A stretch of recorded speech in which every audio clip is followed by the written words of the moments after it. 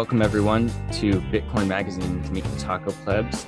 Today I have a fantastic guest on the show. Andre, also known as OtterBTC, just recently wrote an awesome piece for us, and I just had to get him on here.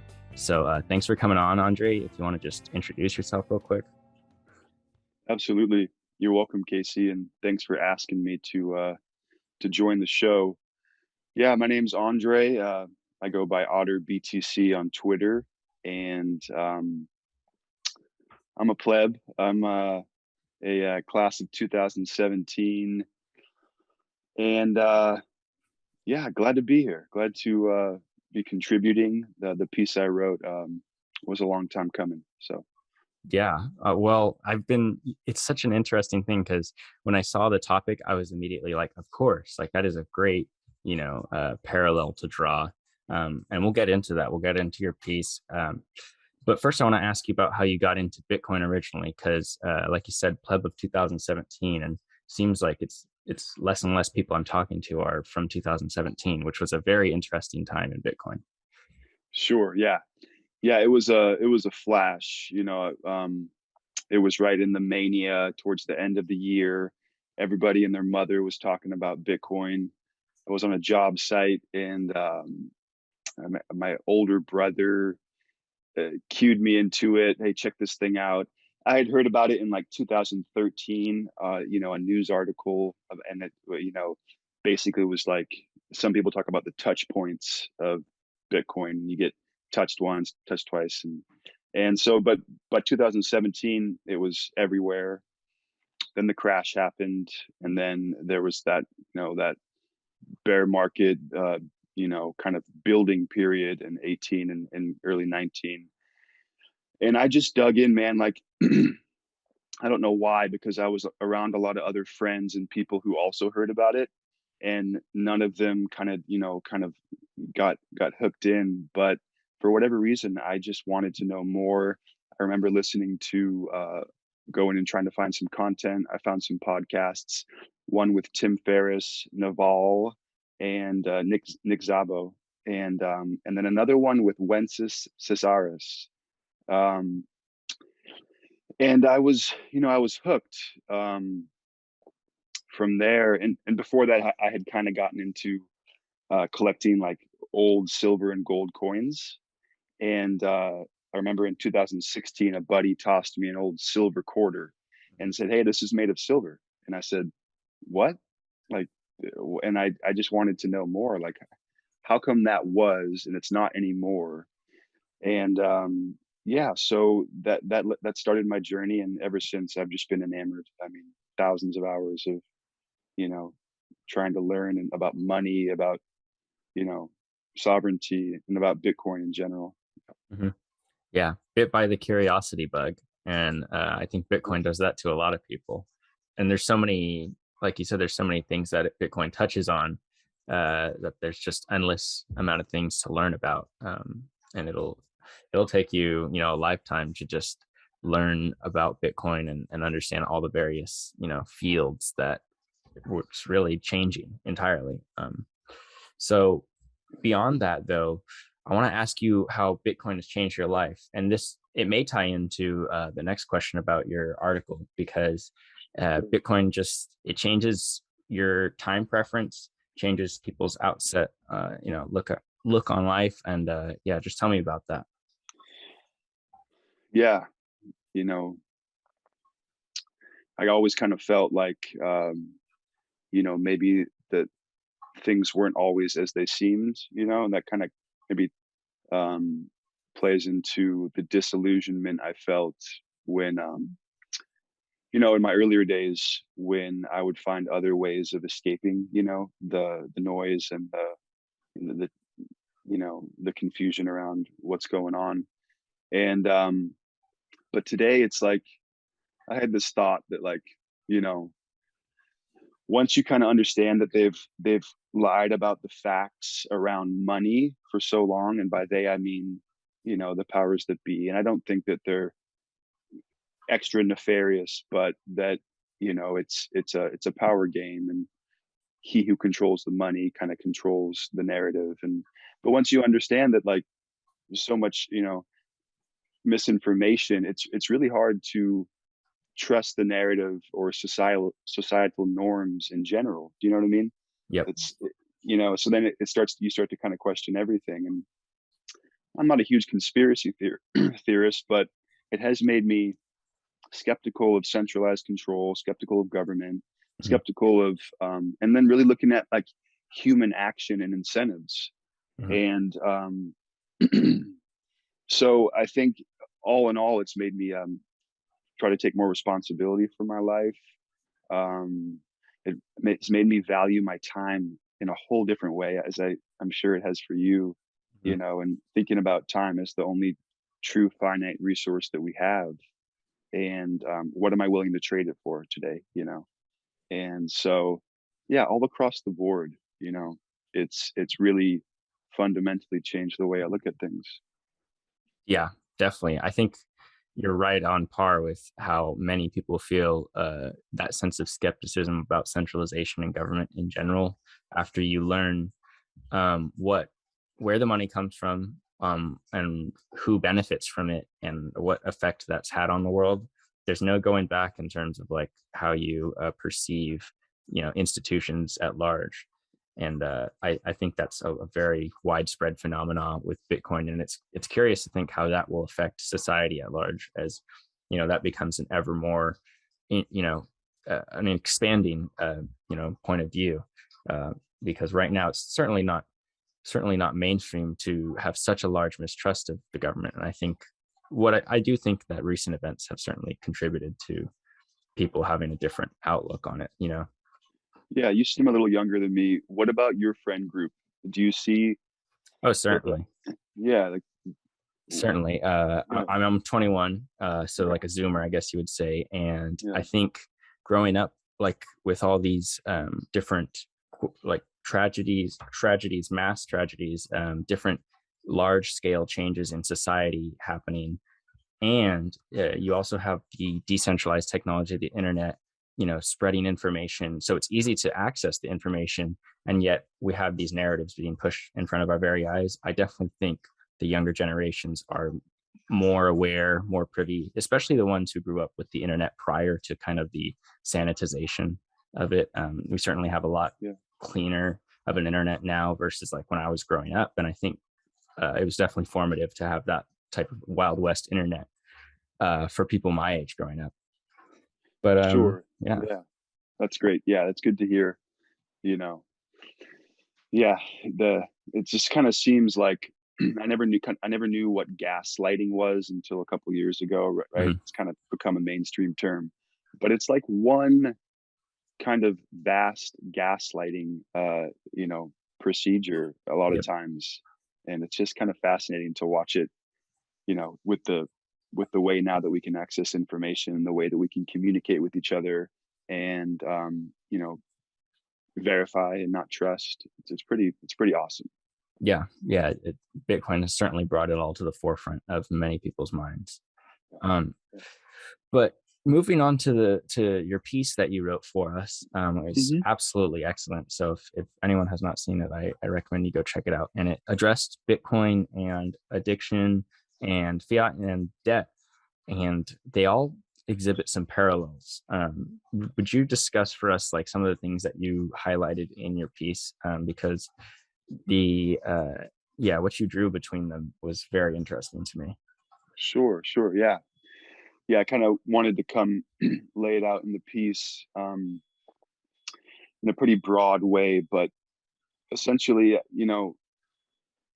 from what I've learned about money and the way our kind of global economy works, we're operating on a debt-based, economy, a debt-based society where high time preference, which is like short-term goals, it kind of reigns supreme.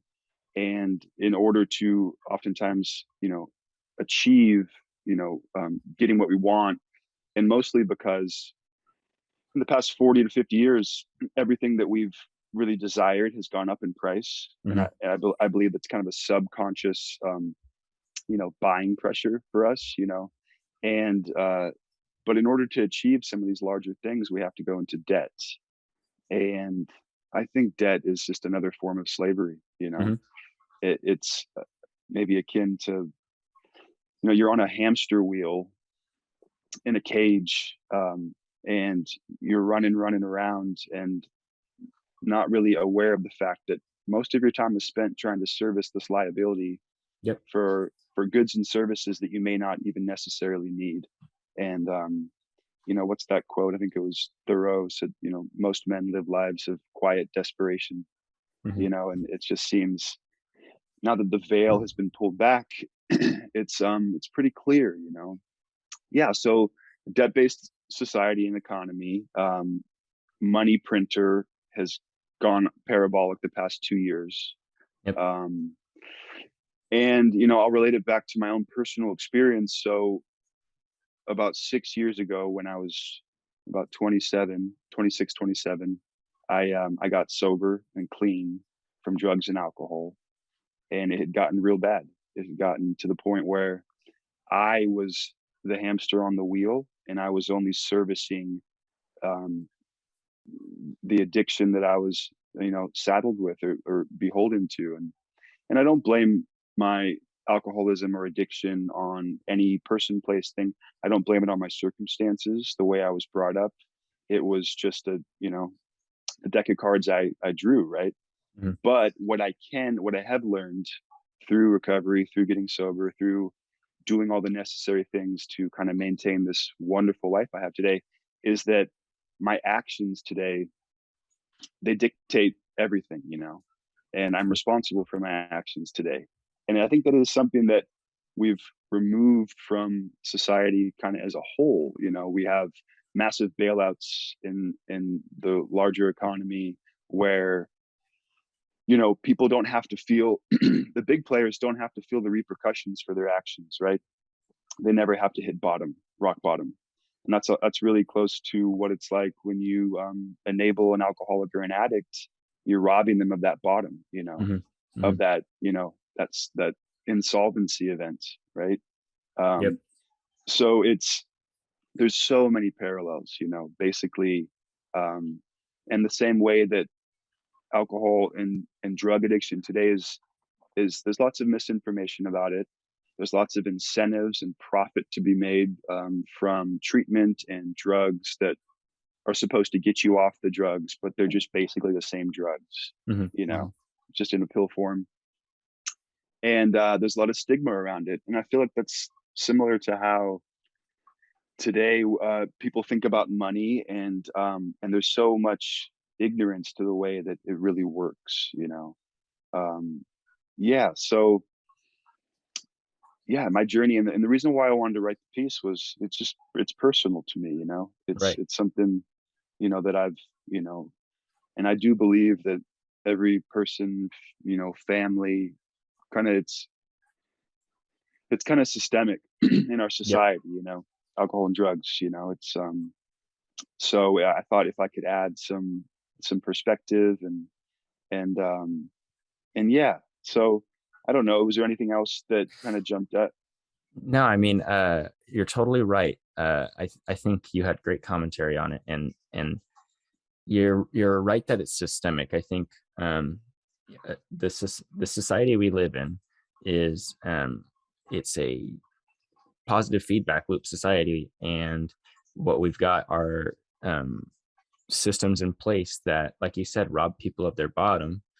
And yeah, I think so many people can relate with this piece. I think everyone really is touched by addiction in some way. They know someone, or they're friends with someone, or and like you said, um, the the what Bitcoin does is it changes your perspective on time and the value of life. And even if, you know, for a lot of people, they discover, you know, they don't discover Bitcoin in the midst of addiction. And when your life is controlled, as you said, and you're saddled with that addiction, there's not a good, it's not an easy way out. There's no easy way out. And taking responsibility, as you said, is something that I think Bitcoin teaches to the utmost, highest degree.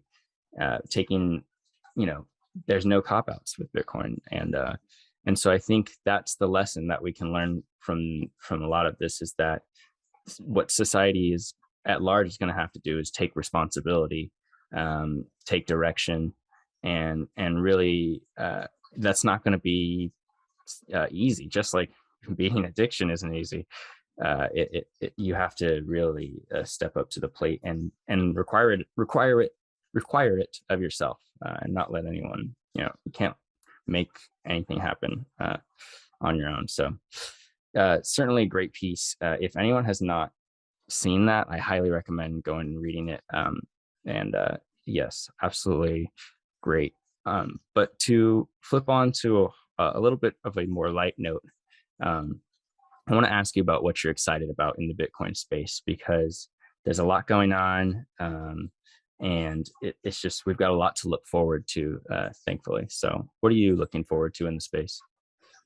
Wow, there's so much, man. I'm just so optimistic today about, even with all the chaos and all like the confusion and around, and the fear, golly, the fear that is out and so pervasive today. But I feel like some of us are in this bubble where we kind of have like a golden ticket, and it doesn't make everything better, but it does lend like a good amount of optimism for what humans are possible of, what they can possibly advocate for, which is a brand new inventive, monetary system that, anyone in the world can access and, preserve their time and energy. And so I am excited for the light bulb moment for millions of people when they can transact in Bitcoin and see their savings grow, and then in turn have more time to spend with their families and on things that they love, pursuing passions that, I believe would be much more beneficial to society as a whole. Yeah, So yeah, the Lightning Network, all layer two and whatever layer three looks like down the road. What's happening in mining is just endlessly fascinating. hmm With the way that, in the next 5 years or so, our grids, maybe 10 years, but certainly in the next 5 years, just the incentive for, wasted or unused, energy to be, converted into electricity, and Bitcoin can be mined, and infrastructure and capital can be brought to even more disenfranchised areas, and help prosperity kind of permeate areas where there wasn't necessarily the incentive to bring it there. So definitely. imagine people. There's probably some brilliant, geniuses in areas where we're going to be bringing the power and the energy, so to speak, and helping kind of, you know, cultivate the more far flung areas of the world. It's going to be really cool. Definitely, definitely. I totally agree, and I really like what you said at the beginning. You're looking forward to millions of people having that light bulb moment, because the best thing about Bitcoin is sharing Bitcoin, right? Not necessarily giving people Bitcoin, but Yeah. sharing the idea of Bitcoin and the technology and the network. It's so empowering, and it's going to be excellent to see over the next few years, the adoption, widespread adoption, take place. Yeah. Um, and as that happens, we hopefully will see the price of Bitcoin run up along with it. And everyone, will love that. It's the biggest incentive, positive feedback loop. So on that note, I want to ask you about what your price prediction would be for 2021 and for 2030, which is just the most interesting question in my mind. Gosh, I've gotten in such trouble giving friends and family price predictions. The moment I would give one, like the crash in May happens, or Yeah. and it's just kind of hilarious how that works.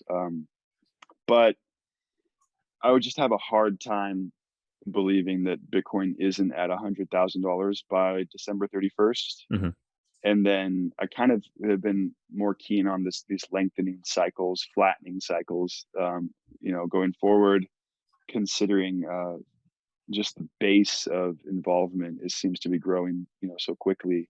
Mhm. Um, so maybe like 100K by the end of the year, 250 by the middle of next year. Mm. And then I think by 2030, who knows what the dollar is going to look like, if we'll be denominating stuff in dollars or maybe SDRs or Yeah. who knows. But maybe like in today's money, like $1.5 million or Mhm. something. So Mhm. like a $30 trillion market cap, maybe, I think that's we'll fair. yeah. What do you think? Oh yeah, I'm in agreement. It's funny, like I get people who say that the curve is going to kind of like taper off and it'll get to like 400, 500K, and then I get people who say the curve's going to taper off and we'll get 1.5 million. So what I really think it stands out about all the price predictions to me is that no one can really guess what the value of the dollar is going to be in 2030. 2021 is kind of like a people just guess like a relatively bullish upwards movement, but for 2030, it's almost impossible to know because at the rate of debasement we're heading, it doesn't seem like we'll be able to easily figure a dollar amount for the price of Bitcoin. Absolutely. Yeah. Who knows? But we will still know that one Bitcoin equals one Bitcoin. Exactly. That's the important thing, Yep. is that one Bitcoin equals one Bitcoin, and not we all remember that there's only 21 million and there only ever will be. Yeah. Yeah. So Yeah. thanks so much for coming on, Otter. It's been a fantastic conversation. Like I was saying earlier, if you haven't gone and read his piece on Bitcoin and addiction, look up OtterBTC on Bitcoin Magazine. We'll also drop the link below. And yeah, it's a fantastic piece. Give it a read through. And thanks for watching, everyone. Thanks, Casey.